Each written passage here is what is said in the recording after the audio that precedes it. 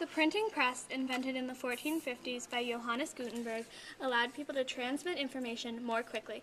It instantly spread throughout Europe, and when Europeans colonized the New World, printing soon followed. In the American colonies at the end of the 17th century, the English government frowned upon American printing, believing that it would encourage disobedience within the colonies.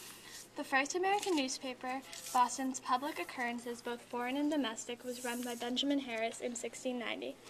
One piece stated that the English had allied themselves with miserable savages. Resenting the statement, authorities put the paper out of business 4 days later.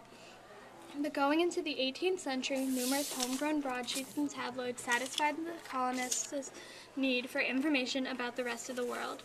The second American newspaper, the Boston Newsletter, was published by John Campbell and managed to last 72 years.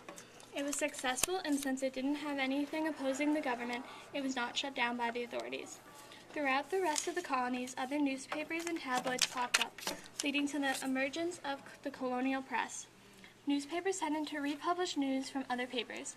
As European newsletters arrived in the ports, printers in those areas would then take the pieces and publish them themselves as part of their newspaper. And as those got distributed, other papers would take those pieces. This was known as the exchanges. Printing was a dangerous business. Printers were licensed by the government, so if you wrote something they didn't like, you were shut down quickly. One such case was James Franklin, who ran the New England Courant. The newspaper had been successful until a single piece caused resentment from the authorities. He had suggested that perhaps authorities had been a little lax in the pursuit of pirates. For this, James Franklin was imprisoned. In his stead, his brother ran the paper. You know him as Benjamin Franklin, who became both a postmaster and a printer. When James returned from jail, he was ordered to not print the paper anymore. As a loophole, it was printed under Benjamin's name from then on. Benjamin Franklin also went on to be one of the prominent journalists of his time. He also published the first newspaper cartoon, A Snake in Pieces, each representing a colony and the caption, "Join or Die." This was a symbol to show the importance of unity among the colonies.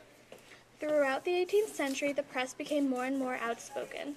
John Peter Zenger, writer of the New York Weekly Journal, was tried for seditious libel. In 1734, for criticisms of the royal governor of New York. He would have been found guilty, but the jury was more in favor of free speech and the truth over authority, and Zenger was acquitted.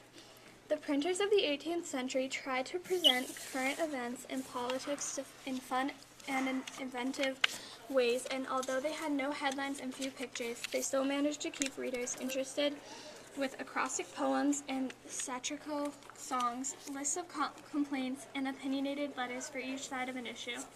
Most newspapers were weekly. Due to a lack of space, printers had to keep stories brief, keeping everything to short paragraphs and sometimes even single sentences.